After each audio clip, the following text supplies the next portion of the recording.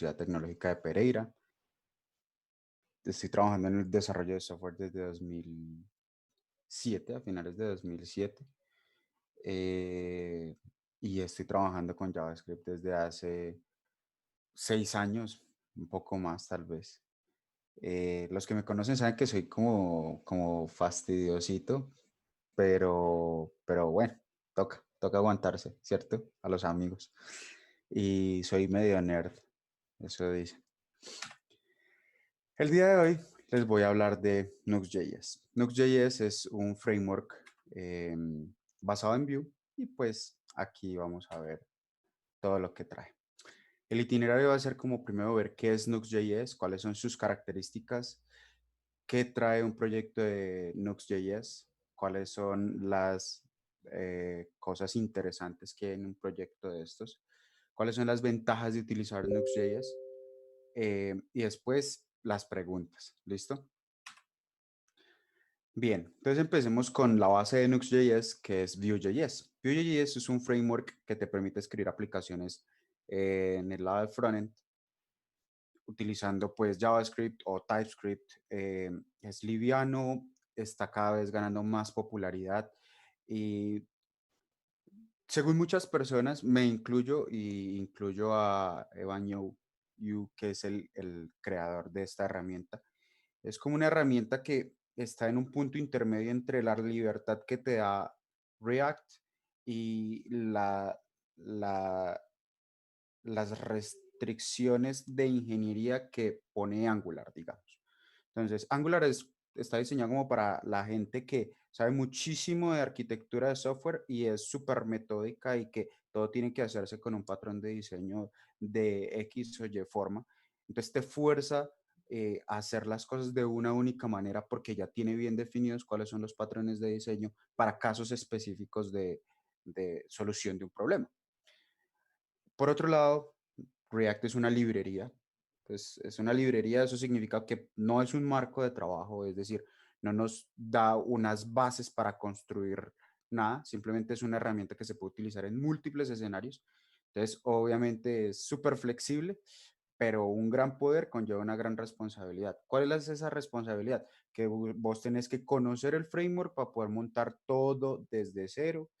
En el mejor de los casos puedes crear una aplicación base con Create React App, pero no es tan simple porque igual tienes que conocer, ok, bueno, cómo voy a usar Redux, cómo voy a usar, si voy a usar RxJS o cualquier librería extra, cómo es el modelo de trabajo de esta librería mezclada con React.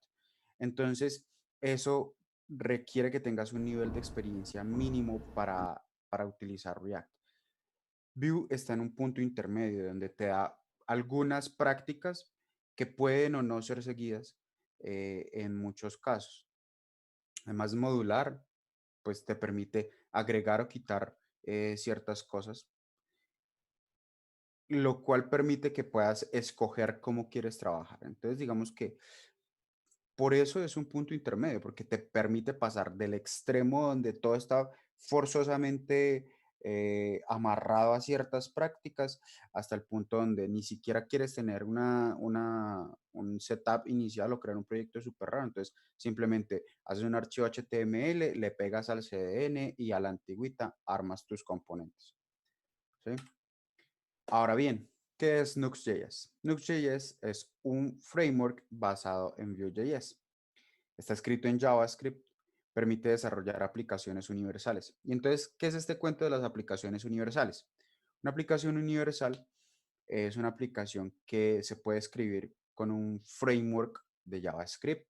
Puede ser ejecutada tanto en el cliente como en el servidor y el proceso de desarrollo para el desarrollador es algo transparente. O sea, el desarrollador no ve un cambio extraño, no nota que tiene que hacer algo extraño, pero la aplicación permite ser ejecutada en servidores y en clientes. Entonces, ¿cómo así que en servidores y en clientes? Y ahí entra la parte del SEO, digamos. Cuando motores de búsqueda como Google, como Bing, no me acuerdo bien cómo se llama, como DuckDuckGo están indexando todas esas páginas, pues Al principio, ya no tanto, tenían muchos inconvenientes a la hora de renderizar páginas con estos frameworks. ¿Por qué? Porque tenían que traer las páginas, no solamente inspeccionar el HTML, sino que tenían que inspeccionar todo el JavaScript, ejecutarlo, mirar qué renderizaba eso y después de que se renderizaba, chequear el contenido y empezar a indexar. Entonces, de hecho, muchos no lo hacían así por defecto. Eh, ya con este tipo de aplicaciones son aplicaciones que dependiendo de quién haga la solicitud y cómo se haga la solicitud, va a despachar la página ya renderizada o sin renderizar. ¿Con qué objeto? Con el objeto de que sea más rápido, con el objeto de que se permita hacer un mejor SEO, pues tener un mejor SEO, eh, y pues que todo sea como más transparente de cara a esos motores de indexación. Bien, además de eso, Node.js permite que las aplicaciones creadas con estos lenguajes, pues puedan ser creadas con JavaScript o con TypeScript y debe igual ser transparente. Es modular, como casi todo en el ecosistema de JavaScript. Eso ya lo sabemos y de hecho ya lo damos por sentado. Entonces, si usted necesita cualquier aplicación, librería, módulo, cosa rara, usted simplemente va a npm install, y transparentemente. Es open source, es decir, cualquiera puede utilizarlo y no va a tener problemas de licencia, no le va a pagarle nada a nadie, no le va a tocar hacer muchas cosas raras. Que de hecho muchas veces en las empresas grandes una de las trabas para usar ciertas tecnologías es, ok, ¿y eso qué licencia tiene? Porque si tiene una licencia privativa, eh, cero, lejos, porque no voy a pagar. Entonces, ese tipo de cosas pueden ocurrir.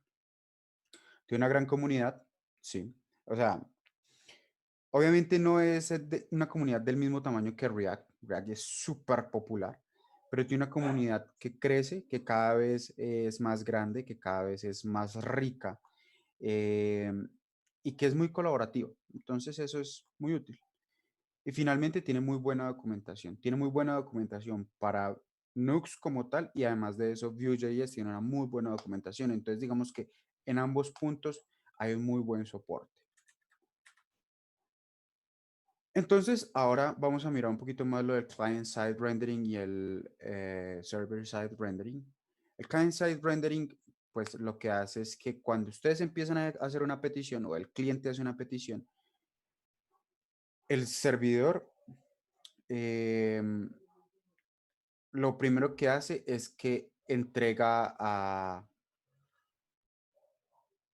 al cliente datos iniciales. Entonces, client-side rendering es servidor liviano, cliente pesado, es decir, el servidor tiene pocas labores, solamente despacha el contenido importante y el cliente es el que hace toda la labor ardua de renderización.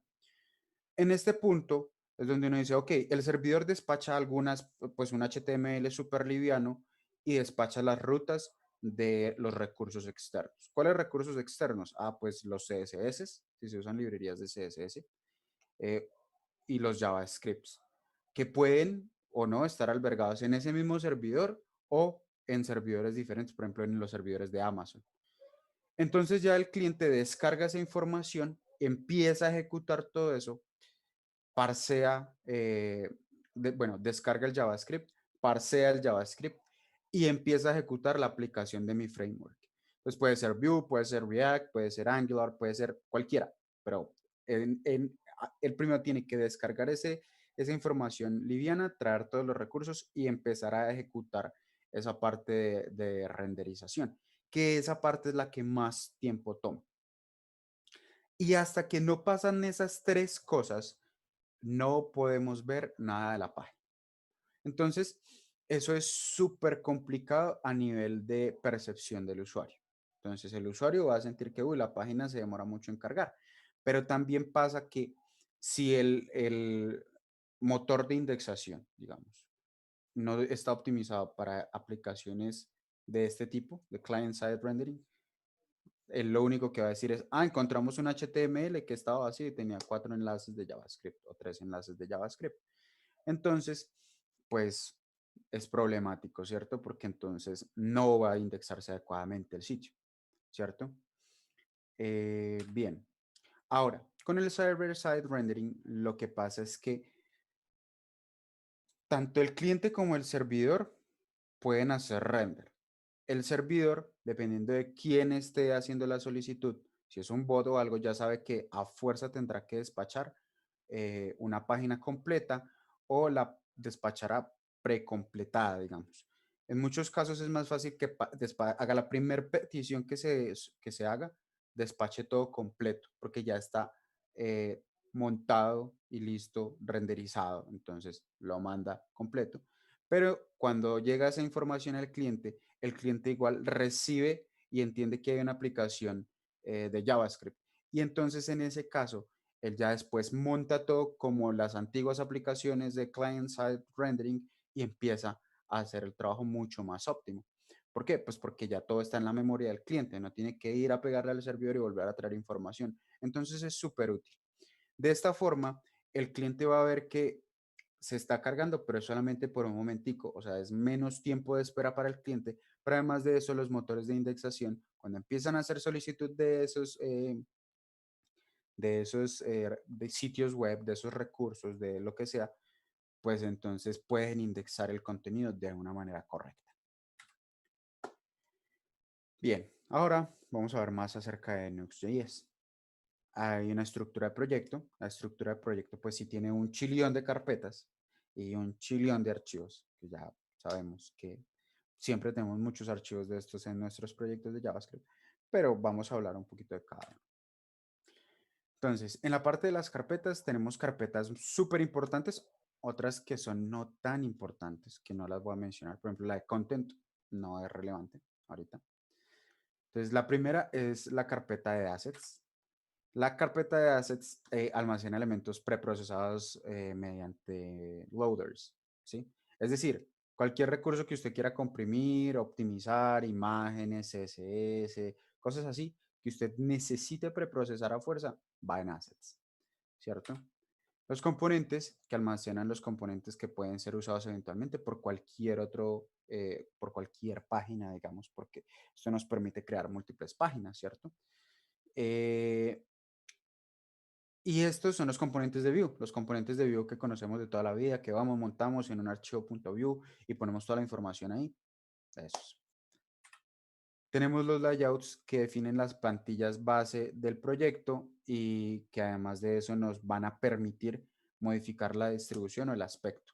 Es decir, si yo quiero que en la página de, no sé, en una página me permita cambiar de modo oscuro a modo de tema claro, digamos, se hace con dos layouts diferentes, esa es una posibilidad. O si yo quiero que tenga un aspecto más moderno y quiero mover todos los menús para abajo, pues puedo hacer un layout clásico y un layout moderno, digamos, entre comillas. Esta herramienta, los layouts, nos permiten hacer eso sin tener que romper la forma de ejecutar la aplicación o sin tener que rompernos la cabeza haciendo un CSS súper complejo, sino que con esto ya sería posible. Las páginas permiten definir las rutas del proyecto. Es como el reemplazo del view router. Entonces, en las aplicaciones single page application que tenemos de toda la vida, siempre hay un concepto súper importante que es el router y es ese router nos va a permitir navegar entre el mar de información de nuestra página, de nuestra aplicación, ¿cierto? Nosotros tenemos que ir y crear un archivo JavaScript de routing donde ponemos toda la información acerca de, bueno, si yo le doy clic a esta, o bueno, si yo pongo esta URL en el sitio web, a dónde me va a llevar, qué vamos a hacer, cómo va a funcionar. Entonces, en este caso, para poder crear la parte de server-side rendering y hacerla como más simple, lo que hacen ellos es que crean una carpeta páginas y a partir de ciertas convenciones generan automáticamente el routing de Vue. Entonces va a servir, o sea, si se hace así, sirve para que se genere bien para la parte de server-side rendering y para la parte de client-side work, ¿cierto? Entonces va a trabajar en ambos casos bien. ¿Listo? Y entonces esas páginas pues tienen una convención. Por ejemplo, acá vemos que yo tengo la carpeta pages y cuando él genera eso, me dice, ah, bueno, yo tengo el archivo index de toda la vida, él va a renderizar todo lo de ese archivo index y ese va a ser como mi archivo principal o mi home, digamos. Pero yo tengo aparte un archivo about.view Y ese about.view lo que hace es crear una carpeta diferente y adentro de esa carpeta va a poner otro archivo index.html, lo cual va a permitir que cuando algún sistema de indexación intente acceder a esos recursos, los encuentre como páginas diferentes, pueda obtener la información y pueda hacer todo lo que tiene que hacer. ¿Sí? Ahora bien, los plugins. Los plugins son complementos que son ejecutados antes de que la aplicación de Vue sea cargada. ¿Cómo así? Supongamos que ustedes dicen, no, yo quiero utilizar RxJS. Y RxJS pues no tiene un complemento oficial para Nuxt. Entonces ustedes dicen, no, yo me voy a hacer mi propio complemento con juegos de azar y lo que haga falta.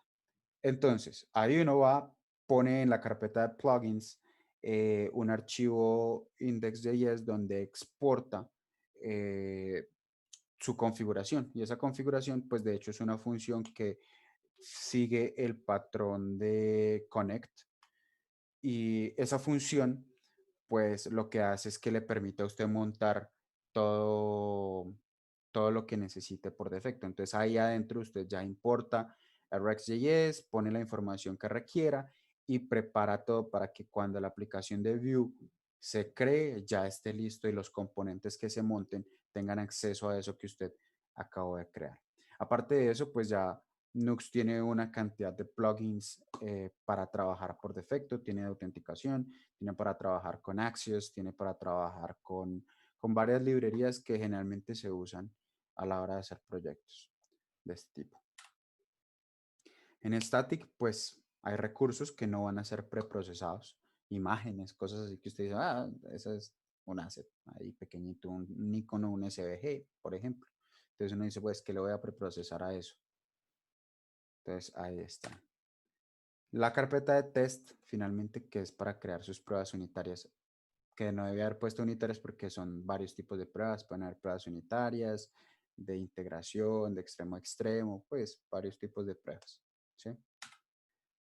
Listo. Ahora mirando los archivos, son todos los mismos archivos que ya deberían conocer. Si no los conocen, pues hay que revisar porque son conceptos generales que en los proyectos se usan. Por ejemplo, el Babel RC, que es el archivo de configuración de Babel, editor config, que es el archivo de configuración del editor, y slint, que es el archivo del linter, git ignore, que es el archivo de git, para saber qué se ignora, prettier RC, que es el archivo de configuración del plugin que hace que el código sea bonito o esté bonito. El package log, readme, bueno, todo eso es carreta. El único así como raro es el archivo nux.config.js.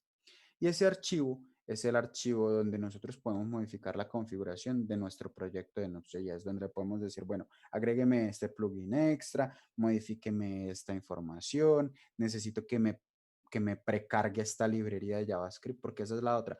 Nosotros podemos utilizar librerías de JavaScript, pero esas librerías de JavaScript hay que decirle al transpilador que las embeba dentro del proyecto, que las ponga dentro del proyecto, porque no van a estar disponibles en el client side de alguna forma. Puede ocurrir, ¿cierto? Entonces lo que uno hace es decir, ok, vamos a poner estas librerías para que se preprocesen así, para que se despache así esta información. Entonces toda esa información se hace acá. Lo mismo para habilitar variables de entorno o para modificar de acuerdo a variables de entorno ciertas cosas como la depuración del proyecto. Porque por defecto cuando generas un proyecto en un Vue.js, igual que con React, por ejemplo, cuando pasa el proyecto a producción, deshabilita todos los flags de depuración. Entonces, si vas a usar un plugin para depurar una aplicación que ya está en producción, tienes que hacer un poco de marrullos y cosas raras para que se habilite el plugin del browser y te deje hacerlo. Con Nux solamente vas y modificas un valor de la configuración y eso ocurre automáticamente.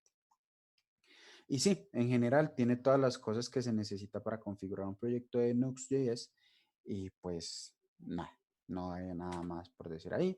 El resto son archivos clásicos de los proyectos de JavaScript y ya. Ventajas de usar Nux.js. Primero, tiene una estructura inicial de proyecto, una estructura súper clara donde te dice cómo deberías distribuir todos tus componentes, donde sabes qué componentes, bueno, qué cosas deben ir dónde.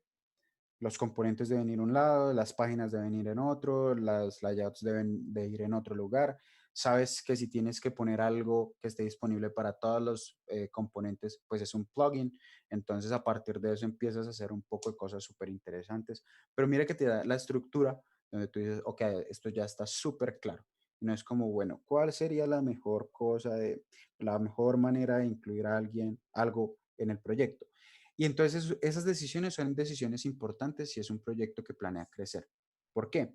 Porque no es lo mismo traer a alguien y empezar a decir, no, mire, lo que pasa es que acá yo, que soy el arquitecto, me imaginé que este archivo debería ir aquí por esto y esto y esto, a decirle, venga, llegue, léase la documentación que está súper clara de esta herramienta y lo que no sepa ya me pregunta.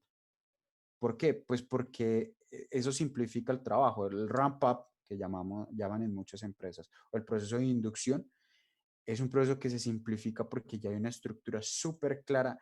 Es común para cualquier proyecto que utilice Nux.js y que va a permitir que no, otras personas ingresen fácilmente al proyecto, ¿cierto? Aparte de eso, pues tiene un sistema de enrutamiento por defecto, lo cual nos va a facilitar eso, va, va a ser algo que pasa a segundo plano, ya uno deja de pensar, bueno, ¿y cómo hago para que esto funcione bien tanto en el cliente como en el servidor? No, simplemente usted sigue las convenciones que ellos ofrecen y ya, esa parte se hace automáticamente. Tiene una configuración por defecto o configuraciones por defecto, pero extensibles. Esta es una cosa donde uno, bueno, mucha gente dice, ¿para qué tanta magia, tanta automagia? Y la automagia es interesante. De hecho, uno de los casos que yo conozco de la automagia es Ruby on Rails. Mucha gente ha escuchado acerca de Ruby on Rails. Todo el mundo yo creo que hace unos 6 años, 7 años, era fan de Ruby on Rails por eso, porque hacía automagia. Y entonces, con el ORM que tenía, hacía muchísimas cosas automáticamente con la base de datos. Y eso era súper cool, porque te ahorraba una cantidad de trabajo increíble. Pero eventualmente cuando necesitabas empezar a personalizar todo ese trabajo y toda esa automagia, se volvía difícil, se volvía un infierno. En ciertos puntos la gente decía, no, ya nos tocó migrar y empezar a hacer ciertas cosas a mano o por otro lado para poder hacerlas de la forma que necesitamos. Entonces, Nux tiene automagia, pero mucha de esta automagia es personalizable. Entonces, ellos sabían eso, igual definieron todo para que fuese personalizable sin tener que forzarte a hacer las cosas a las malas de cierta manera. Entonces es como un punto nice. Es súper buena para generar sitios friendly SEO. Entonces no van a tener tantos problemas con el SEO. Ya los problemas de SEO dejan de ser acerca de cómo funciona la tecnología, más acerca de, bueno, qué tal está mi contenido y cómo va la cosa con eso. Y aparte de eso, permite igual hacer lazy loading de ciertos recursos cuando no es necesario, lo cual hace que la descarga de sitios sea un poco más ligera para clientes, ¿cierto? ¿Quién usa Node.js? Varias empresitas, así como de las más grandes, Ubisoft, GitLab, Nespresso. Si les gusta Linux, deben haber escuchado System76, que es una empresa que está sacando unos computadores súper interesantes con Linux. Eh, y más gente, ¿cierto? Y la hora de corchar al speaker. Pónganlo fácil. Por Bueno, favor. sí, Osquitar, gracias por tu charla. Creo que tú no tienes acceso a las preguntas. No sé si tú tienes el link. No, o yo no lo vi. Bueno, ok, déjame un segundo, ya te los comparto porque hay algunas preguntas que... Ah, con Oscar. Sí, Ok, de igual manera te lo mando también listo. por interno. Veo que Vue.js tiene más estrellas que React en GitHub. ¿Eso es sinónimo de calidad? Vue es mejor. Ok. No es sinónimo de calidad. Aló. Ah, ok.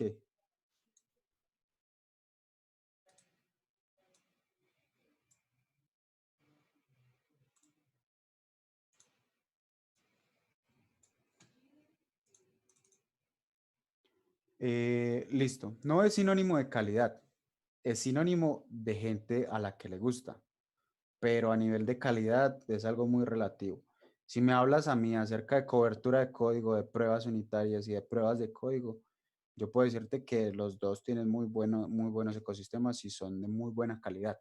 Si hablamos acerca de qué tanto le gusta a la gente, es que eso es muy relativo. Hay gente que trabajaba, bueno, de hecho, una de las premisas iniciales de Vue, cuando empezaron a sacar el framework, fue hacer que se pareciera un poquito a AngularJS para simplificar la curva de aprendizaje. Y efectivamente, hay muchas cosas que de hecho todavía se mantienen, las llaves, las directivas, digamos. Entonces eso es acerca de toda la gente que trabajaba antes con AngularJS puede haber migrado a Vue más fácilmente que a Angular, que a la Angular pues 2 o más, ¿cierto? ¿Por qué? Primero porque Angular 2 requiere que utilices TypeScript. Esto Vue te deja seguir usando JavaScript pelado y ya, ¿sí? Entonces son pros y contras, lo cual puede hacer que la gente quiera o no más la librería.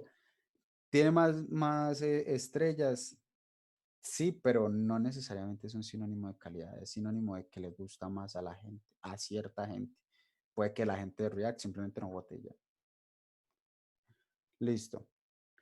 Leonardo Ardila Osorio. Nux es una alternativa para sitios que requieren un fuerte SEO, pero si ya tenemos un proyecto con Vue Client Side Rendering, ¿qué alternativas hay para tener un buen SEO? Me han hablado de Pre-Render.io. Sí, o sea, formas para hacer server-side rendering hay varias. Lo que pasa es que esta es una forma que ya está estandarizada, que ya tiene muchas cosas estandarizadas, entonces te va a ahorrar muchos dolores de cabeza. De hecho, es mucho más simple pasar tu proyecto que ya está hecho con Vue a usar Nux.js que poner pre-render.io, porque con pre-render vas a tener que empezar a mirar, bueno, ¿cuál va a ser la estructura que le vamos a poner? ¿Cómo vamos a empezar a cachear esto? Esto de aquí necesita algún servidor extra, y entonces si tienes que montar un servidor extra, tienes que armar el servidor probablemente, o poner plugins, o X, Y, Z. Hay muchas cosas a tener en consideración. En cambio con Nux, digamos que ya hay muchas cosas by default. La curva de aprendizaje de Vue versus React versus Angular versus Svelte, asumo que es porque dice Stealth. Eh, Eso depende, todo depende, depende de cuánto JavaScript sepas. Si tú no sabes JavaScript, aprender cualquiera de los cuatro va a ser un infierno. Eh, o va a ser relativamente difícil. ¿Por qué? Porque las bases son lo más importante. Cuando tú ya sabes JavaScript, que en teoría deberías saber, es algo más de qué tan familiarizado estás. Con React la curva de aprendizaje se hace difícil, no porque sepas, no porque te fuerce a seguir una estructura, sino porque tienes que saber mucho Angular y tú mismo definir ciertas cosas. A menos que utilices un proyecto base, que ya hay algunos proyectos base, por ejemplo, Create React App, está chévere. Con Angular, la curva de aprendizaje se va hacia cuánto sabes de patrones de diseño, eres capaz de usarlos adecuadamente y cuán rápido puedes aprender TypeScript. Porque Angular, bueno, sí, Angular puede utilizar JavaScript, pero el defecto es TypeScript. Entonces tienes que revisar el otro lenguaje, aprender el otro lenguaje y además de eso saber bastante acerca de patrones, de los patrones de diseño específicos de Angular. ¿Como cuál? Como inyección de dependencias, como paso de datos entre servicios, como, bueno, hay varias cosas, ¿cierto? Entonces, digamos que de lo que yo conozco, puedo decir que entre Vue, React y Angular, el que tiene una peor curva de aprendizaje, o sea, el que toma más tiempo para aprender es Angular. Eh, React va como en la mitad, pero no porque sea difícil, sino porque requiere que tengas experiencia. Entonces la experiencia no la vas a improvisar, no te la van a enseñar, nadie te va a decir, venga, yo le pongo este video, pues o sea, puedes ver videos y te va a ayudar a muchas cosas, pero hasta que no lo codeas y no lo maceas, hay cosas que van a quedar como en el limbo. Vue, lo que pasa es que como ya te da una estructura montada, pero te da libertad, entonces digamos que es más simple acoplarse a un proyecto de este tipo, ¿cierto? Y Svelte, la verdad, lo he usado 2 veces, entonces no me siento en capacidad de compararlo con nada. Eh, si sabes JavaScript, no ha de ser tan difícil. ¿Qué es la automagia? La automagia es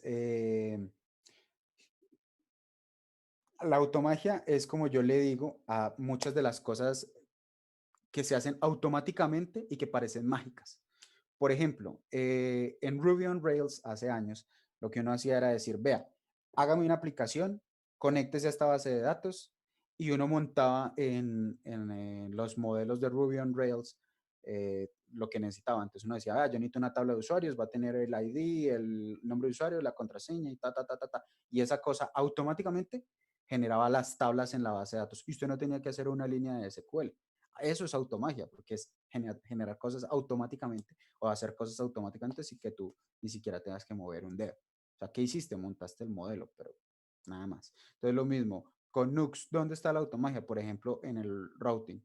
Usted simplemente crea las carpetas de acuerdo a las convenciones y esa cosa gestiona automáticamente para server y para cliente las rutas como deberían ser. Que por cierto, cuando se hacen para cliente, cuando ya funcionan en el cliente, él no tiene que ir al servidor a traer un poco de datos, sino que él trae algunas cosas que son las que se cargan lazy loading, pues con lazy loading, y esas las monta en memoria y hace el resto del render. Entonces es súper liviano. El cliente ve que es la aplicación rinde, es rápida, ¿cierto? Entonces es eso. ¿Qué tan rápido es Vue versus los otros frameworks? Eso depende mucho, depende de la versión. De hecho, está ya el release candidate de Vue.js 3 y Vue.js 3 agregó muchísimas optimizaciones a la hora de renderizar, porque toda la parte del Virtual DOM hace que usted esté escuchando ciertos eventos del sistema, esté escuchando ciertos cambios y de acuerdo a eso va y busca todas las partes de la vista involucradas y lanza el proceso de re-render. Eh, con la última versión, por ejemplo, estuve mirando una charla que hizo Evan You, que es el creador de esta vaina, y estos manes se sentaron y reoptimizaron cosas del Virtual DOM, de la implementación que usan ellos para eso, para que los algoritmos fueran mucho más cuidadosos a la hora de escoger qué observaban y cómo lo optimizaban para renderizarlo de la mejor forma. Entonces, si me preguntas de la versión 2, hay cosas en las que Vue es más rápido que React o que Angular. Hay cosas en las que Angular es más rápido que Vue. Eso depende mucho. Te puedo decir que Vue 3 va a tener mucho mejor performance y ya hay pruebas que se han hecho donde dice el equipo de Vue que le están dando la pela a React en performance. Eso sí, Angular siempre va a ser el más lento. No me pregunte por qué. Hasta ahora, en todas las versiones que han sacado, siempre ha sido el más lento. Listo. Igual puedo usar TypeScript con Vue. Sí, claro, puedes usar TypeScript, puedes ir a hacer todas las cosas interesantes de TypeScript.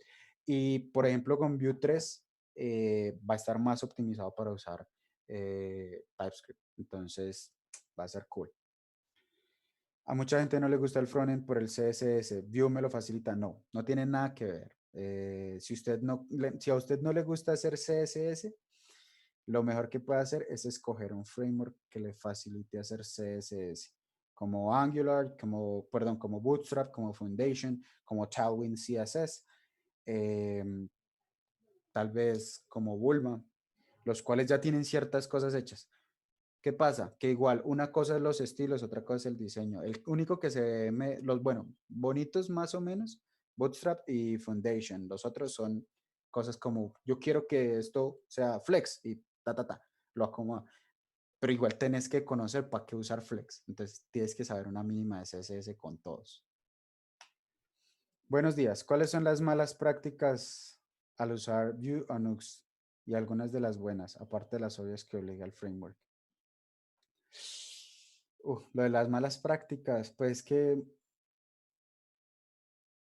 yo creo que más que Nuxt, las de Vue. Cosas como estos tipos de frameworks están orientados a componentes. Si usted hacer un componente de una tabla, de la cabecera de una tabla y otro componente del cuerpo de una tabla y otro componente del footer de una tabla y hacer unas cosas así. O sea, que usted cree componentes que no necesita. Eso es una muy mala práctica. ¿Por qué? Porque darle mantenimiento a todos esos componentes es un dolor de cabeza. No usar patrón Flux, por ejemplo, o sea, evitar usar Vux. Eso es muy mala práctica, no lo hagan. ¿Por qué?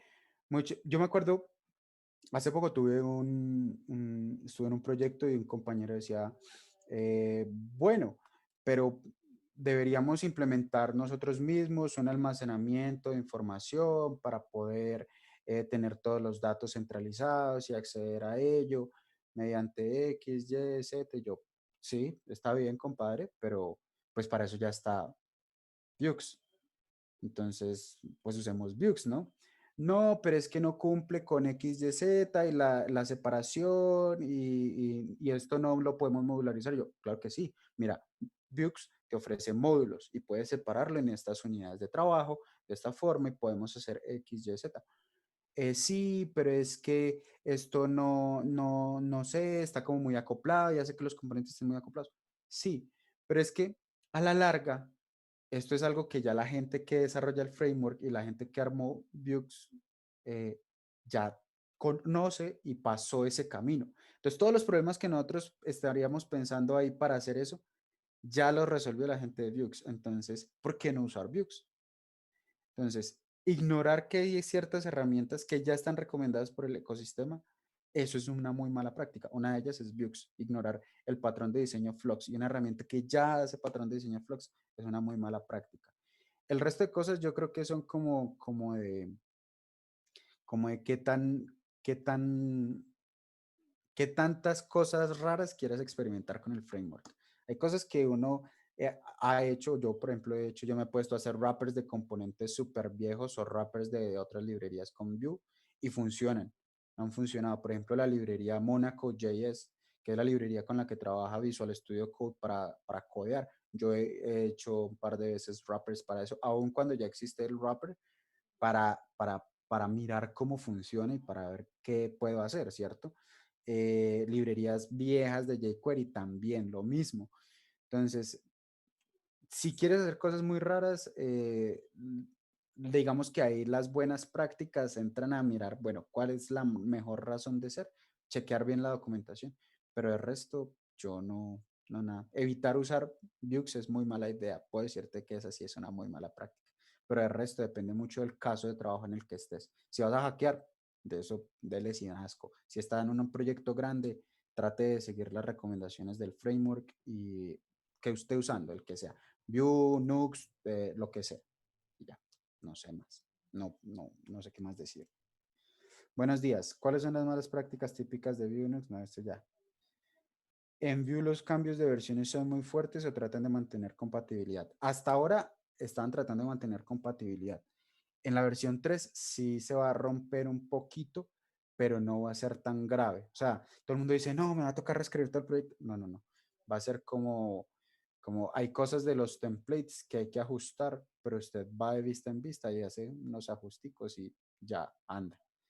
Y el resto es ventaja, porque hay mejoras de performance sustanciales. La API de composición es súper cool, porque ya usted no va a tener que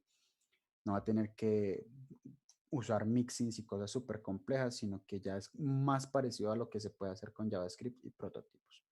Entonces es nice, digo yo. ¿Más preguntas? Nadie. Se No, aburría. ah, creo que esa era la última, ¿no? Listo. Listo, bueno, no, Oscar, muchas gracias a vos, hermano, por haber eh, aceptado esta invitación una vez más. La última vez tuvimos una charla con vos acerca de WebAssembly y fue interesante y bueno, también nos tenías pendiente esta charla de Vue.js y todo su ecosistema. Entonces, bueno, no siendo más, quiero pues darle pues la introducción al siguiente speaker. Para mí es un honor personal darle la introducción a este hombre porque de alguna manera es mi mentor en el mundo web, en el mundo del front, en el mundo del JavaScript. Tuvimos la oportunidad de estudiar juntos desde el colegio, en la universidad no nos cruzamos, pero ya en el mundo laboral en otros espacios hemos tenido la oportunidad de cruzarnos. Entonces, bueno, sí, no siendo más, démosle la bienvenida a Jonathan Álvarez. Él es también uno de los, podríamos decir, cofundadores de Pereira JS. También lo conocen mucho en las redes sociales como Juan Álvarez o Jonas. Entonces, nada, bienvenido Jonas. No sé si estás ahí en línea. Hola Andrés, ¿qué más? Y bienvenidos a todos, qué gusto estar en este chat y compartir espacio con todos ustedes. Bueno, no, el escenario es tuyo y dale para adelante, listo. Ah, compárteme, Dale, a ver, compárteme comparto pantalla, eso para que confirmemos. A ver, ahí. pongo a sonar eso. Listo, ahí lo debe estar viendo. Sí, listo, Atrás, perfecto. adelante. Se está melo. Listo. Listo, dale. A ver, Todo tuyo, déjame esconder esto por acá. Listo, muy bien. ¿Qué tal? ¿Cómo están todos?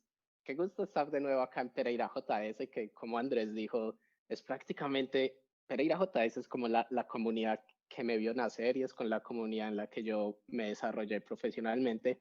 Así que venir a dar una charla acá siempre es algo que me encanta y más estar acompañado de Sergio, Oscar y por supuesto Andrés, que son personas que conozco desde hace mucho tiempo y valoro mucho como amigos y profesionalmente.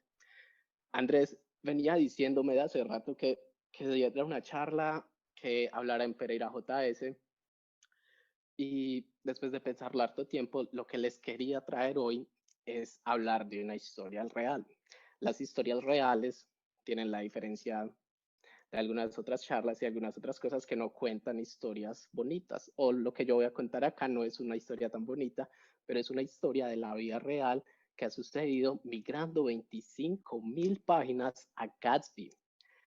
Mi nombre es Jonathan Álvarez, de nuevo, me puedes encontrar en Twitter como Jon Álvarez y si tienes preguntas puedes ir haciéndolas acá, puedes ir haciéndolas en el chat, que luego de que se acabe esto, pues vamos a discutir.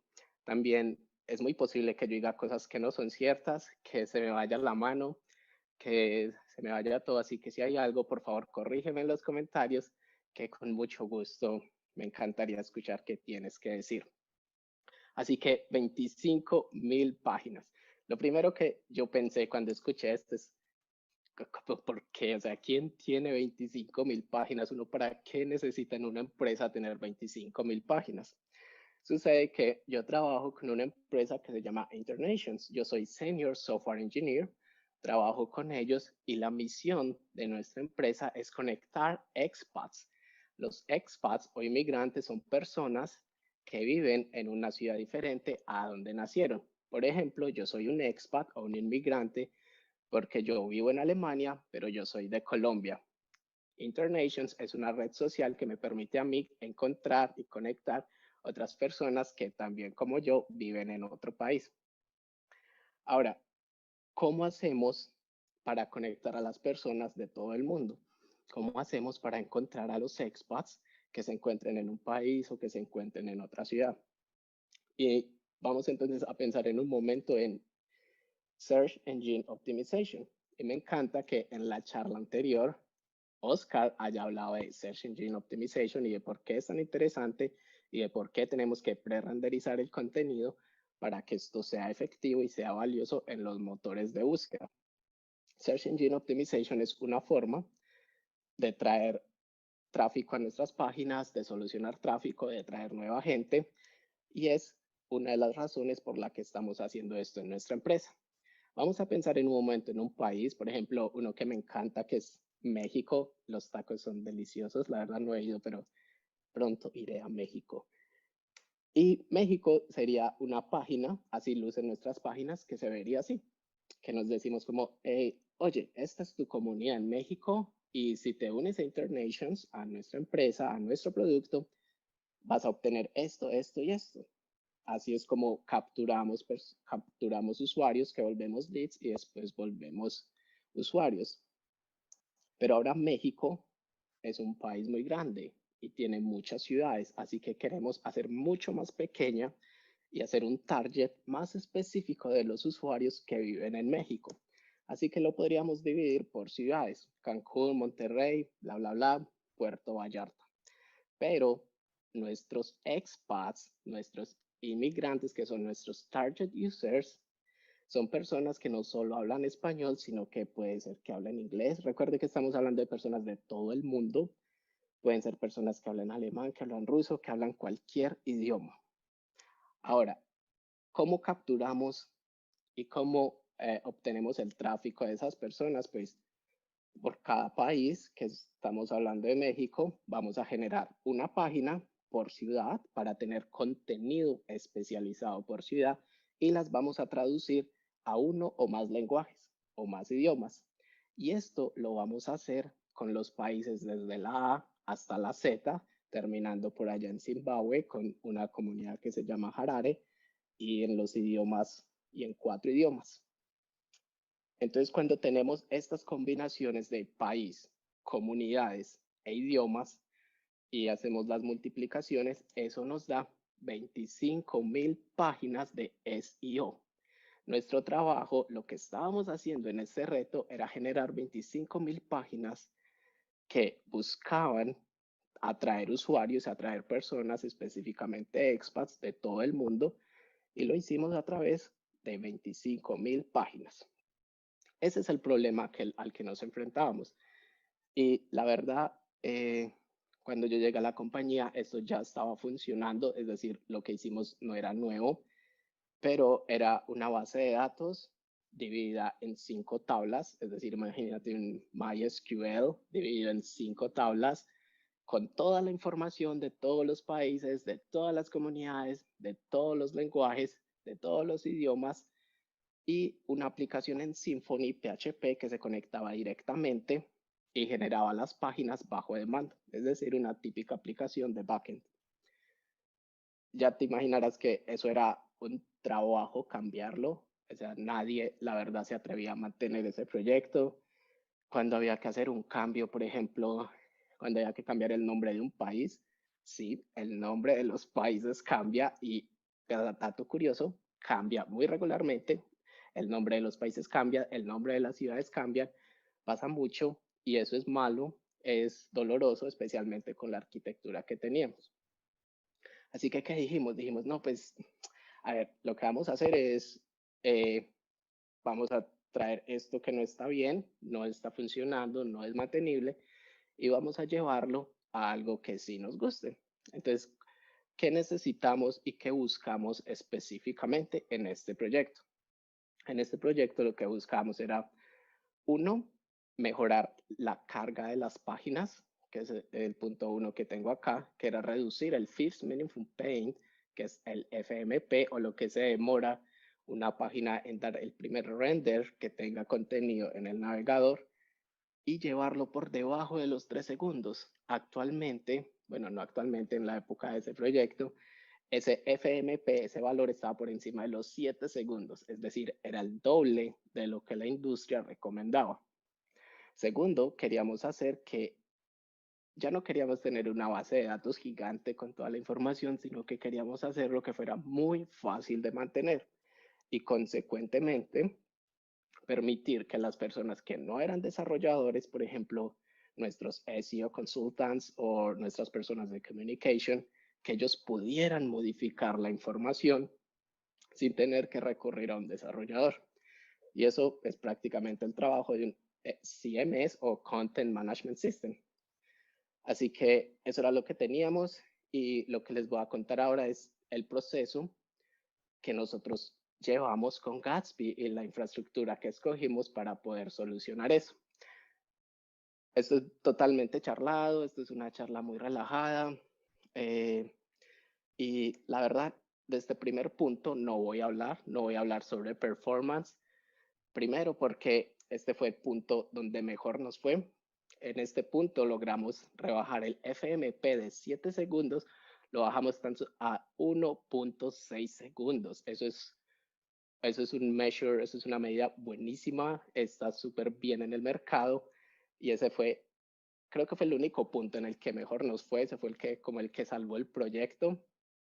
Entonces no quiero hablar de esto y tampoco quiero hablar de esto porque es lo que voy a decir. Tú que me estás viendo ahora vas a ser la primera persona en saberlo, lo voy a hacer público, así que mucha atención porque todo lo que tiene que ver con web performance y las técnicas que nosotros aplicamos para hacer esto, además de otro conocimiento, va a estar en un curso de Platzi que se va a lanzar a finales de este mes, en donde yo soy el profesor y voy a compartir contigo todas las técnicas, tanto básicas como avanzadas, para hablar de web performance. Así que en este curso yo lo hago mucho mejor. Aquí no tengo el tiempo para hablar mucho de web performance. Así que esté muy atento al finales de junio, finales de este mes, julio, perdón, donde se va a lanzar este evento. No te lo vayas a perder en platzi.com/webperformance. Y luego este shameless plug, lo que sí vamos a seguir viendo son los dos siguientes puntos. Es cómo hicimos el replatforming de una forma más sencilla y cómo integramos un CMS. Entonces, empecemos analizando un poco las páginas a las que nos enfrentábamos. Las páginas se veían así, son páginas, digamos, muy estáticas que tenían una imagen gigante, un hero, un call to action claro, algunas imágenes y bla, bla, bla.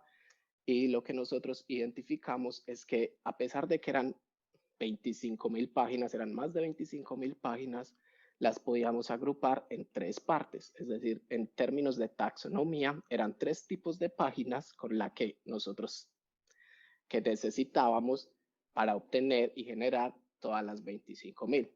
También determinamos que teníamos dos tipos de contenido. Teníamos uno, un contenido que era de las páginas, y dos, teníamos contenido externo, como este que estás viendo, donde teníamos eventos, teníamos información de grupos, teníamos información de usuarios, y este contenido venía o necesitábamos traerlo desde la API de nuestro propio producto, es decir, desde nuestros propios servidores. Así que está la taxonomía, los tres tipos y dos diferentes tipos de fuente o de sources para nutrir todas las páginas. ¿Qué escogimos? Cuando nosotros tomamos esta decisión, esto no fue una decisión que tomamos a la carrera, nosotros nos tomamos el tiempo de mirar qué había en el mercado, de mirar cómo lo podíamos hacer, de hacer pruebas pequeñas, pruebas de escritorio o lo que se llama POC, que son Proof of Concept, que son cositas muy cortas, y determinamos con la información que teníamos y el conocimiento que teníamos en esos meses, que esto fue aproximadamente finalizando el año pasado, de que la forma en cómo lo íbamos a hacer, lo que más beneficio nos traía era utilizar static pages, generarlas con Gatsby y utilizar wordpress.com para migrar todo el contenido que nosotros teníamos hacia este CMS. Si no has escuchado de Gatsby, Gatsby es un framework. Gatsby utiliza React, también utiliza GraphQL. Y en lo que se basa Gatsby es prácticamente en que tú le pasas un source. Ese source puede venir desde un CMS, desde Markdown, desde archivos estáticos, desde API. Tú lo puedes conectar con lo que quieras. Después creas páginas en React, más o menos algo así como lo que nos contó Oscar en su charla. Y Gatsby lo que va a hacer es que te va a escupir y te va a sacar de todo ese proceso y de todo ese embudo HTML, JavaScript y CSS. Es decir, va a generar archivos estáticos. Nuestra arquitectura se veía más o menos así. Teníamos WordPress, era nuestro data source, y nuestra API, la API de Internations, lo combinábamos, se lo mandábamos a Gatsby y Gatsby nos sacaba todo el HTML. Como estábamos convencidos de esta arquitectura y se veía que podía funcionar, entonces dijimos como, listo, a ver, esto se ve bien, vamos a hacer entonces un piloto porque, a ver, son 25.000 páginas es considerable y no es algo que podemos decir como, no, pues vamos a gastar 4 meses, vamos a ver si funciona o si no funciona. Y pues no nos podíamos dar ese lujo de estar indecisos en qué iba a ser lo que íbamos a obtener. Así que dijimos, no, pues vamos a hacerlo despacio y vamos a empezar con un piloto. Y ese piloto vamos a hacerlo con el 20% de las páginas, que son aproximadamente 5.000 de esas páginas.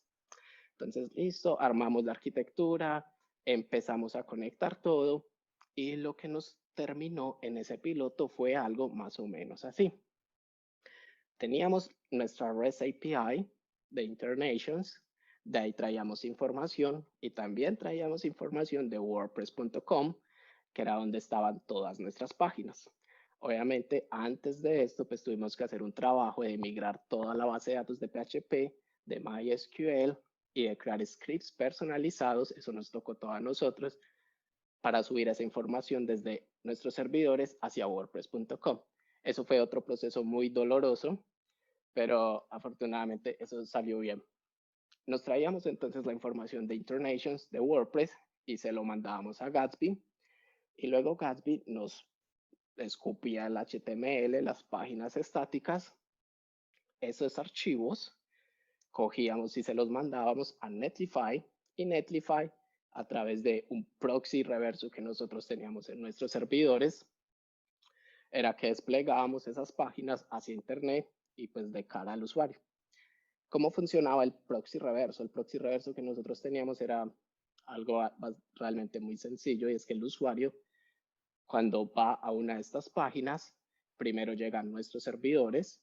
En Nginx nosotros los tenemos configurado para que, uno, si la página que la persona está buscando existe, simplemente se la da. Y si esa página no existe, entonces Nginx va a ir y va a buscar a Netlify, la página que corresponde al mismo path que está buscando la persona, la guarda en el caché para futuras visitas y se la da a esa persona. Y así nos funcionaba. Y esta era la arquitectura, y nosotros desplegamos esas 5.000 páginas en ese piloto, y adivinen qué pasó. Pues la verdad, eso fue maravilloso. Todo el mundo estaba contento y todos estábamos felices porque eso funcionaba de maravilla. Y precisamente en la empresa estábamos como en ese paso de ir desde VPNs o desde servidores propios para migrar hacia la nube, de integrar Continuous Integration, Continuous Development. Entonces, tener este tipo de arquitecturas, eso fue pues la maravilla, y todo el mundo estaba súper contento. Y no, esto funciona, ya despliégalo a la producción, esto es lo mejor, todo el mundo es estúpido menos nosotros, y bla, bla, bla. Entonces, ¿qué dijimos? Oye, pues mira, esto funciona muy bien, todo se ve súper bien, pues escalemos, y ahora vamos a liberar un segundo batch de páginas. Como teníamos 3 tipos de páginas, vamos a liberar el segundo tipo de páginas, que es el que más tenemos, y ese segundo tipo son 10.000 páginas más, así que vamos a generar 15.000 páginas, es decir, el 80%. Nosotros, sí, claro, no, eso funciona, eso no hay que hacerle nada porque es WordPress.com, porque es Gatsby y porque GraphQL es maravilloso, entonces hagámoslo. ¿Y qué pasó? Tenemos problema. Ahí fue cuando empezó todo a irse al carajo, y fue cuando empezamos realmente a experimentar y a darnos una idea de qué era lo que significaba hacer un deploy y generar estáticamente 25.000 páginas. Para ese entonces eran únicamente 18.000. Lo que vamos a hablar entonces, y lo que te voy a compartir de ahora en adelante, es los 5 o 6 puntos que yo encuentro desde un punto de vista técnico más importante para compartir con ustedes, por si en algún momento les toca hacer alguna cosa de estas. Acá hay otra cosa muy importante. Hay otras cosas valiosas que son de negocio, que por confidencialidad y por privacidad no puedo compartir. No puedo hablar de usuarios, no puedo hablar de número de registros y otra cantidad de cosas, así que me enfocaré únicamente en lo técnico. Así que empezamos. ¿Qué fue lo primero que se jodió y que se fue al carajo? Lo primero fue el build. El build empezó a ser muy frágil. Es decir, cuando corríamos en nuestra consola yarn build y le damos enter, después de darle enter, lo que nosotros hacíamos era rezar, porque eso no se sabía si eso iba a funcionar, si eso se iba a caer después de una hora, y porque prácticamente teníamos como esta bola negra o esa caja negra, es que bola, esa caja negra que era Gatsby, y nosotros sabíamos que Gatsby estaba haciendo algo por dentro, pero no teníamos ese control de saber específicamente dónde era que fallaba Gatsby. ¿Y qué sucedía? Lo primero que nos dimos cuenta es que en nuestra arquitectura, como lo teníamos al principio, como recomiéndalos cualquier tutorial que tú ves en internet, te traes desde una API esta cosa, te traes desde otra API esta cosa, te lo pasas a Gatsby y eso funciona. Eso funciona cuando tienes menos de 5.000 páginas, menos de 1.000 páginas y cuando tienes poquitas imágenes. Claro, eso va a funcionar. Pero acá fue donde empezamos nosotros a tener problemas. ¿Por qué? Porque teníamos nuestra API, teníamos la API de WordPress. Si son APIs, estamos hablando de servicios externos, estamos hablando de servicios externos, estamos hablando de Internet, estamos hablando de errores de red, de errores de conexión, de 404, de errores 401, errores 500, bla, bla, bla. Es decir, únicamente en este primer paso, nosotros ya estábamos agregando 4 factores de riesgo. Las 2 APIs más los input-output de cada API. En Gatsby es un framework y ese Gatsby hace muchísimas cosas. Esto es como un diagrama de todo el life cycle de Gatsby. Y de lo que yo te estoy hablando acá es únicamente de la parte de arriba, es decir, el principio de Gatsby. No ha pasado absolutamente en Gatsby nada y nosotros ya estábamos experimentando problemas escalando Gatsby. Esta partecita es muy interesante porque esa es la parte de GraphQL. Y sucede que Gatsby por dentro, Gatsby descarga toda la información y esa información genera nodos y esos nodos los guarda en Redux. De eso vamos a hablar más adelante. Y con eso es que construye GraphQL. Con eso es que resuelve los queries de GraphQL. Y acá estamos experimentando problemas porque nos estaba fallando, uno, descargando la información, o dos, teníamos run out de memoria, teníamos en español, teníamos, nos quedamos sin memoria, el proceso en Node.js se colgaba y lo que nosotros hacíamos era coger memoria y quiere memoria, tenga memoria, escálelo a punta de memoria porque no podíamos hacer mucho en ese entonces y estábamos intentando identificar qué era lo que realmente sucedía. Empezamos a escalarlo y la primera cosa que hicimos fue que en vez de conectar nuestra API a través de Internet, lo que nosotros hicimos fue que la íbamos a separar de nuestro build y generamos archivos estáticos que guardábamos en el disco antes de iniciar Gatsby. Entonces, ¿cómo se veía? Cuando dábamos Yarn Start, lo primero que hacíamos era conectarnos a nuestra API. Nuestra API nos daba la información, esa información la guardábamos en disco. Y cuando ya terminábamos con este proceso, cuando ya estaba todo en el disco duro, son procesos asíncronos, entonces ya pasábamos y le decíamos a Gatsby, mira Gatsby, ahora te vas a traer la información de wordpress.com, eso no ha cambiado, eso sigue igual prácticamente porque Gatsby ya ofrece esa integración, no teníamos mucho control. Bueno, sí teníamos control, pero no queríamos tocar eso, no queríamos meternos con los internals de Gatsby. Y lo que cambia es que ahora para nuestra API, para la API de Internations, no te vas a ir a Internet, sino que vas a leer los archivos de miles de .json que yo te voy a dejar en esta carpeta. Y pues eso funcionó. Eso funcionó porque entonces ahora ya no teníamos, habíamos quitado 2 factores de riesgo, el factor de riesgo de nuestra API y el factor de riesgo de la red. Y eso nos ayudó muchísimo y ayudó a hacer más rápido el build y también a darle un poquito como de hacer que el build funcionara mejor. Así que, ¿qué lección nos quedó de eso? De que si puedes generar archivos estáticos en vez de depender de Internet cuando trabajas con Gatsby, pues mucho mejor. También de que no te metas en el medio de Gatsby. en el Gatsby Build, Gatsby da mucha flexibilidad y muy fácilmente uno puede llenar eso de cosas súper complejas, pero entre menos cosas hagas en el build de Gatsby, mucho mejor. Asimismo, si tienes operaciones muy complejas en Gatsby, por ejemplo, los queries de GraphQL, si tienes queries que son muy pesados, si tienes queries que son complejos, lo mejor es sacarlos de las páginas, porque eso se puede hacer en las páginas, y llevarlo directamente hasta un archivo que se llama Gatsby Node.js. Allí sería el mejor lugar para tener cosas complejas. Pero de nuevo, si te puedes salir del medio y como no pararte, ay Gatsby, aquí estoy en tu build, mucho mejor. No te metas en el build de Gatsby. Y asimismo, hay una de las cosas que ha hecho Gatsby muy popular es que Gatsby tiene un plugin que se llama Gatsby Sharp.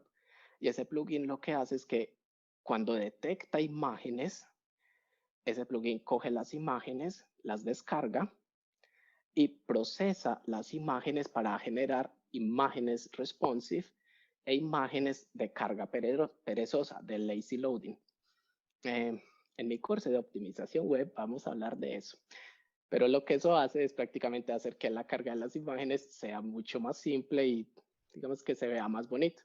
Pero tiene un costo muy alto porque por cada imagen que se encuentre tiene que procesarla y el procesamiento de esa imagen es carísimo. En términos de recursos, eso es muy caro. Si tienes más de 1000 imágenes y necesitas escalar Gatsby, Gatsby Sharp va a ser el primer cuello de botella con el que te vas a encontrar.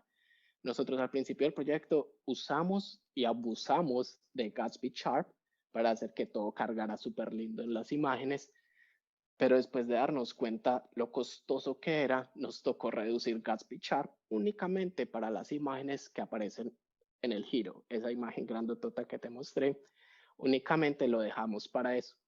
Y aún así, sigue siendo costosísimo y Gatsby Sharp es, en mi opinión y en mi análisis, lo que más puede impactar el rendimiento del build de Gatsby.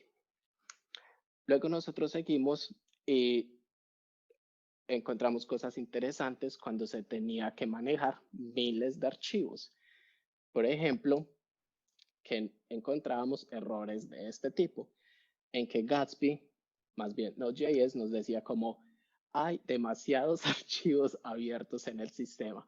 Uno generalmente cuando está haciendo páginas o cuando está trabajando en web, uno no piensa en estas cosas porque uno dice, ay, pues eso es hardware, el hardware es muy barato y el hardware, necesitas más hardware, mira, toma 20,000 y cómprate una USB o cómprate una RAM.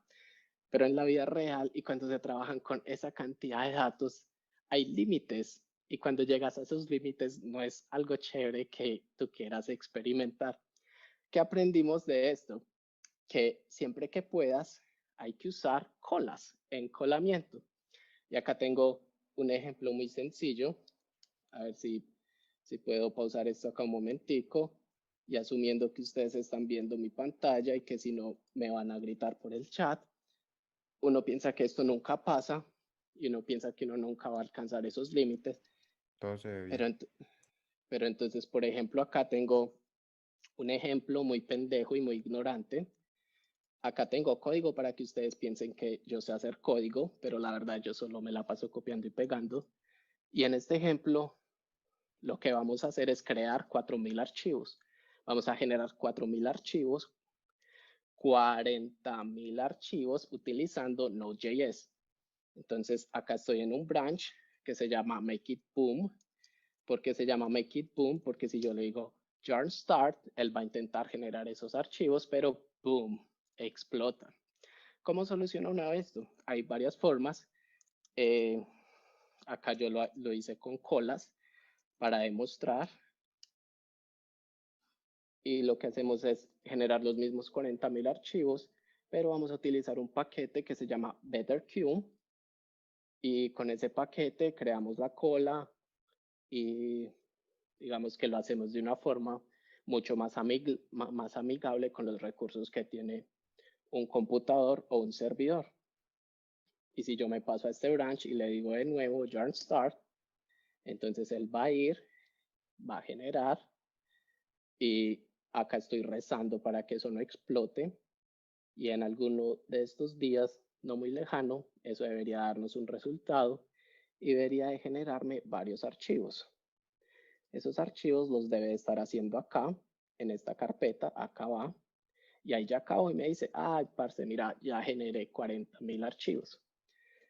¿Cómo sé que hay 40.000 archivos? Porque en este data ahí hay un boleo y pues si ustedes no me creen, entonces yo puedo hacer acá, lo podemos contar. ¿Cuántos archivos hay? 40.001 porque WC menos L cuenta el puntico. Ahí está, 40.000 archivos. Entonces, ¿cómo se solucionan esas cosas? ¿Y qué les comparto? Cuando trabajen con hartos volúmenes de información, con hartos volúmenes de datos, utilicen colas. Las colas, eso no es algo nuevo, eso no es algo que nos hayamos inventado, eso es un tema que ha existido mucho tiempo. BetterQ es una que es muy vieja, ya les digo por qué la utilizamos, pero hay otras más populares como RabbitMQ, Amazon, no Amazon, pero Azure, y estoy seguro que Google también tiene sus propias librerías para solucionar eso. Es algo que existe y téngalo siempre en mente cuando manejen grandes volúmenes. Y uno diría, pero es que, oye, pero es que estamos usando Gatsby y Gatsby es de última generación y Gatsby es súper cool y bla, bla, bla. Pero cuando uno entra al rabbit hole, cuando uno entra al hoyo del conejo, como me tocó a Yo Merengues, entrando por allá a Gatsby, inspeccionando Gatsby, uno se encuentra que ellos no hacen un muy buen uso de esos archivos. Y por ejemplo, este screenshot que tengo acá es un screenshot del plugin que conecta a Gatsby con WordPress. Es un plugin oficial y ese plugin no está hecho para manejar grandes cantidades de páginas en WordPress y es el plugin oficial. Ellos acá utilizan Array, usan Maps, usan Concat y la verdad les vale M el rendimiento que eso tenga. Eso no está hecho para escalar. O sea, Gatsby no está hecho para manejar, al menos el plugin de WordPress no está hecho para escalar a más de 10.000 o de 5.000 páginas. UseQ, ¿cómo maneja uno hartos archivos? Con colas. Ahí no hay mucho más que decir. Y pasamos al tercer punto, el Dev Environment. Y este es mi punto favorito, porque en este Dev Environment vamos a hablar de GraphQL. Y Ramón Chancay, si estás escuchando acá, este es mi punto mayor de sufrimiento en Gatsby. Y sucede que GraphQL realmente no es tan necesario en Gatsby, porque GraphQL en Gatsby funciona de la siguiente manera. Nosotros tenemos una aplicación que es de React. Cuando digo nosotros es Gatsby. Creamos una aplicación. Esa aplicación necesita información. Y para pasarle esa información está GraphQL, que conecta al servidor con una base de datos y va a proveer esa información. Así es como funciona GraphQL cuando no es Gatsby. Es decir, en el GraphQL que no es Gatsby funciona así. GraphQL es como un middleware, que es una capa en la mitad, que está entre el navegador y está entre el servidor y está allí, digamos que parado en el medio, dando información de un lado hacia otro. Pero sucede que en Gatsby GraphQL no se encuentra en la mitad de un servidor. GraphQL se encuentra únicamente dentro del navegador. ¿Y de dónde se trae información GraphQL? GraphQL se trae información de Redux. Sí, Gatsby está hecho con Redux y Gatsby por dentro es un store gigante de Redux. Y lo único que hicieron fue como, oye, mira, es que es 2020. No, cuando salió Gatsby, 2017, 2016. Es 2020, GraphQL está de moda. Ay, pues metámosle GraphQL, ¿no? Entonces cogieron y le metieron GraphQL a eso. Y GraphQL está sentado entre React y el store de Redux. para pasarse información. Es decir, que todas las queries que tiene que resolver GraphQL realmente las está resolviendo Redux. Pero hay algo muy interesante y es que Redux no está conectado con los servidores. Redux necesita conocer toda la información para poder decirle a GraphQL qué tiene que hacer.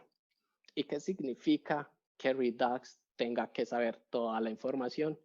Significa que el mundo, todo Internet, o al menos tus data sources, tienen que estar descargados en tu máquina en memoria para que Redux los pueda utilizar y pueda alimentar GraphQL. Esto generalmente no es un problema cuando estamos hablando de aplicaciones pequeñas, pero si el mundo es una cosa gigante, entonces ya vas a tener problemas porque si necesitas una página, pues todo está bien, pero si necesitas 25,000 páginas para construir una página, pues ya estás teniendo problemas. Porque siempre que vayas a necesitar Gatsby, Gatsby lo que va a hacer por defecto es que se va a traer a todo el mundo, va a descargar a todo el mundo todo lo que necesita para poder que funcione la aplicación. Entonces, eso se ve más o menos así. Los requests de GraphQL son resueltos en contra de Redux. Y Redux está corriendo en memoria.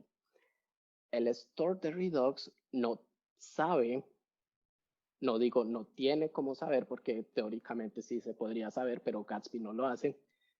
Redux no sabe GraphQL que va a necesitar. No sabe cuáles son los requests de GraphQL, no sabe GraphQL qué le va a pedir. Así que, ¿qué le toca hacer a Redux? A Redux le toca descargarse, y más específicamente a Gatsby, le toca descargarse toda la información posible que tú tengas en tus data sources para poder satisfacer cualquiera de las queries que haga GraphQL. Y eso recuerda mucho a esta frase que dijo el creador de Erlang. Es que si tú quieres una banana, tú querías una banana, pero para tener esa banana te tocó construir a un mico, a un orangután que te sostenga la banana y tener a toda la jungla. ¿Sí? Eso es más o menos lo que nosotros experimentamos porque no había forma, al menos no por defecto, en que le pudiéramos decir a Gatsby, como, oye Gatsby, quiero que me construyas 10 páginas o una página. Gatsby no puede hacer eso porque Gatsby tiene que traerse todas las imágenes y todas las relaciones que hayan en WordPress para poder hacer que eso funcione. A Gatsby le toca construir la jungla entera, le toca construir al gorila únicamente para poder darte a ti una banana. Entonces, ¿nosotros qué hicimos con esto? Lo que nosotros hicimos es que creamos un proxy local, es decir, le pusimos como nuestra propia cosa en el medio entre Gatsby e Internet, y cuando trabajábamos en modo de desarrollo, nuestro proxy local lo que hacía es que en vez de ir a buscar a Internet, buscaba en nuestros features, es decir, teníamos archivos estáticos, archivos de JSON que imitaban las respuestas de WordPress, pero las imitaban con una menor cantidad de información a la que nosotros teníamos en el WordPress real. Entonces, con ese proxy reverso, nosotros generábamos únicamente como 10 páginas, una cantidad de páginas controlada, con una cantidad de imágenes controlada, pero que satisfacía por completo lo que Gatsby necesitaba. Y eso nos permitió trabajar en desarrollo. ¿Qué se podría mejorar en Gatsby o en ese servidor que nosotros hicimos? Que, por ejemplo, sea más inteligente y descargue únicamente lo que necesite de WordPress, o también se le podría decir como indicar específicamente qué se tiene que descargar y traerlo sin necesidad de traer a todo el planeta Tierra para que Gatsby esté feliz. Sin embargo, esto no son cosas triviales y pues son cosas que ya se salían de la mano del proyecto y que no las pudimos completar. Pero ¿qué se puede hacer? Sí, se puede hacer. ¿Se puede lidiar con ellas? Sí, se puede lidiar con ellas. Pero Gatsby no las ofrece por defecto. Así que cuidado con eso. El cuarto, algo que me decepcionó mucho de Gatsby y todavía me sigue decepcionando, es el incremental building. Porque entonces nosotros tenemos 25.000 páginas. Si hacemos un build de 25.000 páginas, listo, las 25.000 páginas se generan. Tenemos 25.000 páginas en Internet, pero entonces el día de mañana llega el SEO Consultant y dicen, oye, mira, es que, ¿sabes qué? Este título vamos a cambiarle, en vez de una A, le vamos a poner una S. Cambió una página. ¿Cuántas páginas nos toca construir para reflejar ese cambio, lo que tenemos en producción? Nos toca construir otra vez 25.000 páginas. Y es que Gatsby, por defecto, o más bien de forma gratuita, Gatsby no ofrece incremental rendering. Al menos hasta el día de hoy, o en mi conocimiento, ustedes me corregirán si no estoy en lo cierto. Gatsby no ofrece esto por defecto, lo ofrece en una forma paga si uno hostea el Gatsby que uno crea en los servidores de ellos. Eso se llama Gatsby Cloud. Y Gatsby Cloud es la única forma de hacer incremental rendering. Entonces, ¿qué es incremental rendering? Es que si cambiaste una página, en vez de construir 25.000 páginas, solo construyas esa página en específico y hagas el deploy de una página. Siempre será mucho más rápido que hacer un deploy otra vez de las 25.000, ¿no? Eso es una desventaja completamente. Hay formas de lidiar con esto. Lo que nosotros hacemos es, jugamos mucho con el caché y también jugamos algo con los deltas que nos hacen Netlify, y eso nos ayuda un poco a reusar hatches, a reusar assets, a reusar unas cositas, pero no es lo mismo a cuando tú lo puedes hacer directamente desde el framework. Luego, del que no había hablado, de WordPress. ¿Sí? WordPress es interesante porque es como esa relación de odio y amor que tiene la web, y también es PHP, entonces todo el mundo lo odia, a nadie le gusta, pero aún así la gran mayoría de sitios que existen en el mundo es PHP y es WordPress. Internet es PHP, Internet es WordPress. Deal with it. Eso es una muy buena tecnología cuando se usa bien y permite hacer cosas muy interesantes.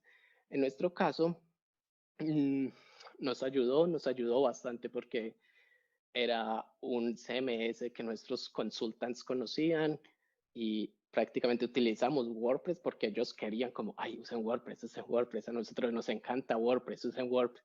Y nosotros, ay, ok, está bien, vamos a usar WordPress. ¿Y qué problemas tuvimos con WordPress? Los bulk imports. Es decir, modificar una página en WordPress es fácil, modificar 10 páginas es fácil, pero cuando tienes que modificar 100, 200 o 5.000 páginas, ok, ahí es cuando se vuelve muy complicado. Los bulk imports son al día de hoy un problema en esta arquitectura que nosotros tenemos. ¿Qué ha pasado? Generalmente es un archivo de WordPress. Cuando uno lo exporta, eso se ve así como un campo. Por ejemplo, acá tenemos ID y title. El uno es un número, el uno es un texto, y eso es súper sencillo. Pero hay campos que no son tan sencillos. Por ejemplo, este campo que son de testimonios. En los testimonios, tú tienes imágenes, hay unas banderitas de unos países, que el nombre, que el comentario, que bla, bla, bla. Y eso WordPress no lo ofrece por defecto, pero hay formas de construirlo y de extender WordPress para poder hacerlo. Lo que nosotros hicimos fue utilizar Advanced Custom Fields, que son plugins, WP All Import y All Export, y todo en las versiones Pro. Porque decíamos como, oye, no, WordPress lleva haciendo esto hace mucho tiempo y nosotros no vamos a tener problema con eso y todo está bien, y si pagamos plata por eso, pues eso está bien. Pues mentira, sucede que esos plugins hacen cosas súper cochinas, así se ve en el administrador de WordPress, pero hacen cosas muy cochinas para poder funcionar, y es que crean objetos serializables dentro de la base de datos de WordPress, porque WordPress no ofrece esas cosas muy avanzadas y lo que ellos hacen es que cogen un objeto para mostrarlo bonito en WordPress, ese objeto lo vuelven string y ese string cogen y lo guardan en la base de datos. Para modificar WordPress y hacer bulk imports y bulk exports, tú tienes que modificar la base de datos. O sea que, ¿contra qué te toca lidiar a ti? Te toca lidiar contra valores serializados en la base de datos, que es como el que se ve al final de esta columna. Eso está serializado y el más mínimo error que cometas en un valor serializado es que ese archivo, más bien esa línea, ese registro, va a terminar nulo en la base de datos de WordPress. Entonces, eso es un problema, es súper delicado y prácticamente la única solución que tenemos ahora es escribir nuestros importers personalizados, nuestro propio plugin de WordPress para poder lidiar con esas cosas, porque ni WordPress lo hace, ni esos plugins que estamos utilizando, ni otros realmente nos ofrecen la flexibilidad que necesitamos. ¿Qué sugerencia te puedo dejar acá? No abusen en WordPress de los custom content types. Si los necesitan usar, piensen muchísimo y piénsenlo 2 veces y hagan muchas pruebas en cómo lo van a importar y a exportar si eso es lo que necesitan. Siempre compruébenlo. Y también WordPress no es el único CMS. WordPress lleva muchísimo tiempo, pero hoy en día están muy de moda los headless CMS. Entonces está Contentful, está Sanity, hasta creo que Netlify ahora tiene su propio CMS. Hay más opciones en el mercado y por un tiempo estuvimos considerando dejar WordPress y pues ese tema está como en stand-by. Ahora WordPress no sirve para todo lo demás, pero los bulk imports es como, ok, no está tan cool. Y finalmente tenemos el deploy. Acá no hay mucho más que decir, son 25,000 páginas y hay que tener en cuenta tiempos de building. El build de nosotros para generar 25,000 páginas se tarda 7 horas. 7 horas para generar y procesar. Son mucho más de 25,000, pero se demora 7 horas para poder hacerlo. Hay que tener eso en cuenta cuando se estén haciendo cálculos. También de que los procesos son muy costosos. Eso no es que sea un procesito que podemos dejar corriendo en una notepad y olvidarnos de ello. No es, necesitamos una máquina buena en nuestros servidores para poder correr estos procesos. Y son por 7 horas. Y claro, y si eso falla, o sea, imagínate que algo falle en la hora 6. Sí, hay que tener esas cositas en cuenta. ¿Qué usamos nosotros? En development, nosotros usamos GitHub con Netlify Previews. Como nosotros tenemos ese servidor inverso que utilizamos para generar archivos desde nuestros archivos estáticos, podemos generar previews de forma muy rápida utilizando Netlify. Y eso es una maravilla para trabajar en development. Y en producción, nosotros tenemos nuestro propio Jenkins, que es el que se encarga de ese proceso de 7 horas. Ese proceso se hace, como la información es muy estática y no cambia, nosotros lo hacemos una vez por semana. Obviamente eso corre solito, eso está automatizado. Y una vez por semana, Jenkins va, descarga información de un lado a otro y genera ese archivo, se lo pasa a Netlify y Netlify ya coge y ya queda listo para que Nginx le haga el reverse proxy y ya eso queda deploy. Entonces, después de todo este cuento y después de todo esto, ¿con qué terminamos? El primer punto que ya les dije que no le iba a tocar. El segundo punto de hacer todo más fácil para cambiar y más mantenible. Quedó como, ok, lo logramos, WordPress funciona muy bien, los SEO consultants están contentos con el cambio, pueden hacer los cambios que quieran y después de que le tiramos toda la memoria a vida y por haber a los servidores para que pudieran hacer un proceso de 7 horas sin que se colgaran, digamos que está solucionado y eso corre solito y ya nadie se preocupa por eso.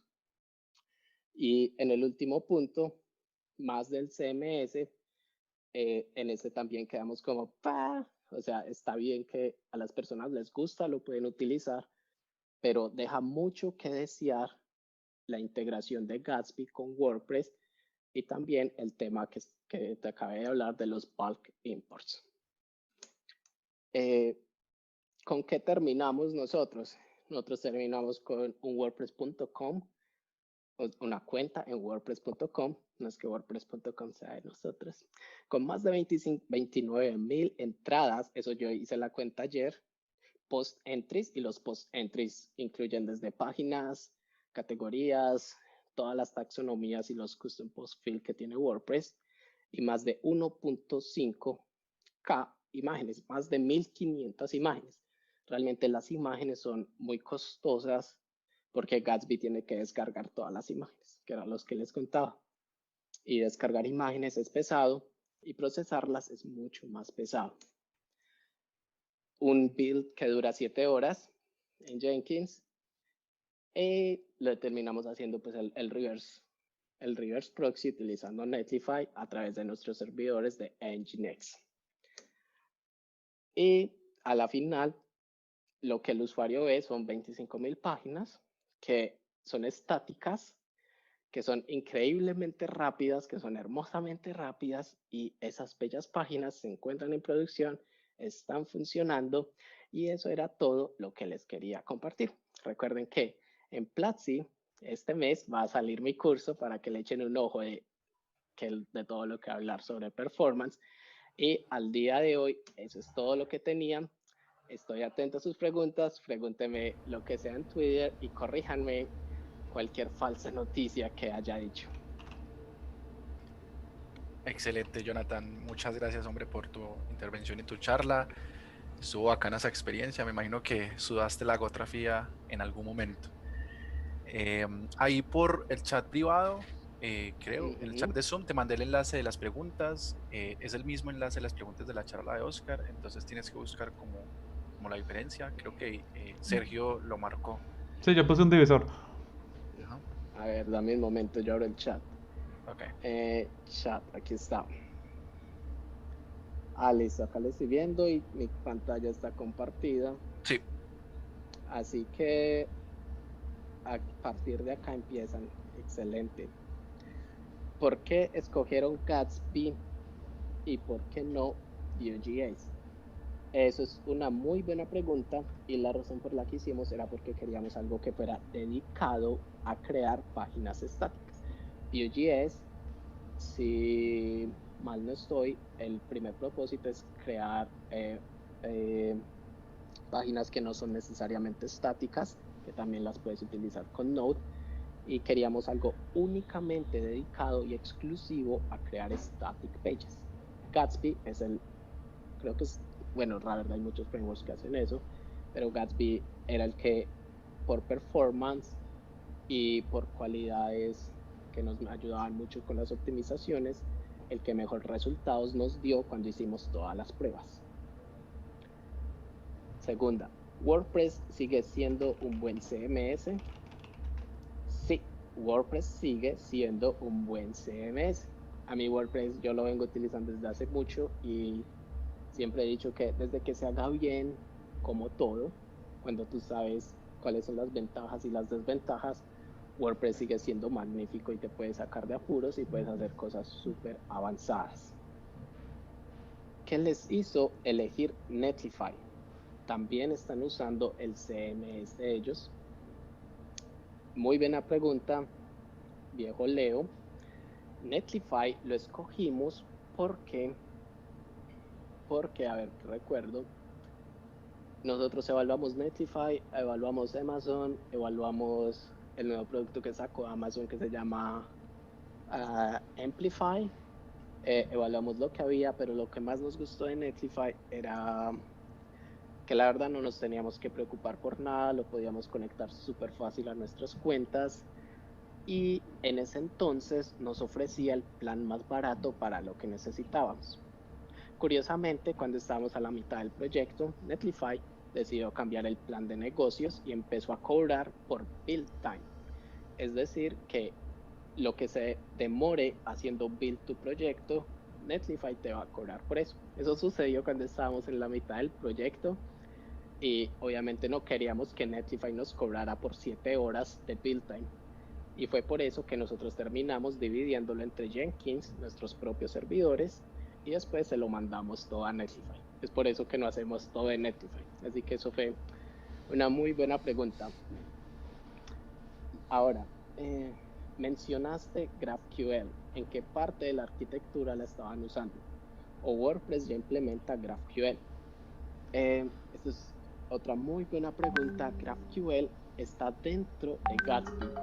La forma en que uno trabaja en Gatsby es que uno crea páginas de React con Gatsby y esas páginas las conectas al Redux Store que tiene Gatsby, se conectan a través de queries de GraphQL.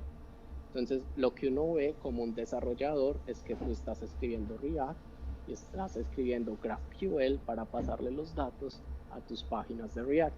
Eso es lo que uno ve, pero realmente por dentro no sigue siendo Redux, y de Gatsby hacia el servidor, hacia WordPress o hacia nuestras APIs, como se conectaban era con REST APIs.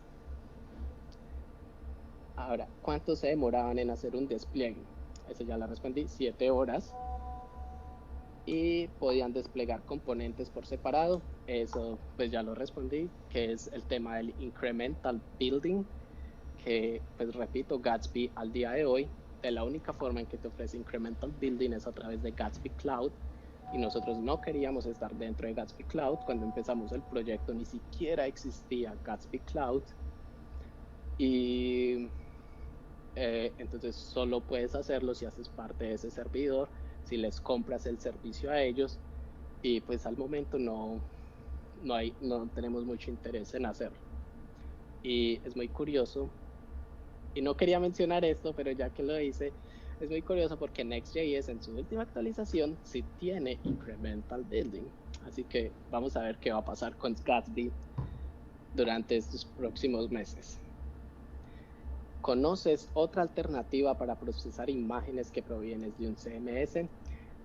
Sí, hay varias. Creo que la más fácil que hay en el mercado es utilizando Cloudinary, que es un servicio, y si Cristian Moreno está por ahí en el chat, él les puede hablar mucho más de Cloudinary porque yo sé que él lo ha usado. Cloudinary es un servidor especializado en imágenes, o sea que te va a solucionar todo lo que tú necesites de imágenes. ¿Significa entonces que GraphQL no es tan bueno?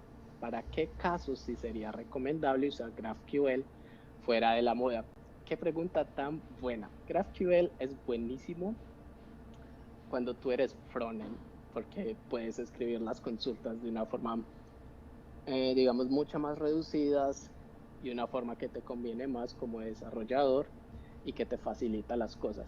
Sin embargo, nada es gratis en la vida. Life is a bitch y tú tienes que pagar por todo. Entonces, ese trabajo que tú te ahorras es una carga que existe en otro lado. Entonces, para que todas esas queries sean tan bonitas desde GraphQL, tienes que mudar toda esa complejidad hacia parte del servidor y hacia ese middleware entre el navegador y el servidor, y allí tienes que solucionar todos esos problemas. ¿En qué casos sería muy cool GraphQL? Para mí es muy simple. Si trabajas en una empresa grande que tiene la capacidad de tener un equipo dedicado a que solucione y mantenga GraphQL, es excelente. Pero si tu equipo es un equipo pequeño y es un equipo que le toca hacer backend, que le toca hacer frontend, o que el backend son apenas 10 personas, no es un equipo mayor de 50 personas, es un costo muy grande que tiene que pagar una compañía y una empresa para mantener GraphQL. Si eres una empresa grande, adelante, porque tiene muchas ventajas. Si pudieras volver en el tiempo, ¿elegirías Gatsby? ¿Quién hizo esa pregunta? Esa pregunta está buenísima porque al día de hoy, yo me la pensaría 2 veces para volver a usar Gatsby en este contexto. Para desplegar más de 15,000 páginas, lo pensaría 2 veces para utilizar Gatsby. ¿Qué elegiría o a qué le daría otro chance? A Next.js. En ese tiempo, nosotros estábamos entre Gatsby y Next.js, pero ojo, es Next.js antes de esta versión que está ahora. Ay, se me olvidó cuál es el nombre de la versión. Porque sucede que antes Next.js no era tan especializado para generar páginas estáticas, y antes la única forma en que lo podías hacer era con get initial props y podías exportar Next.js, pero no te ofrecía mucha cosa.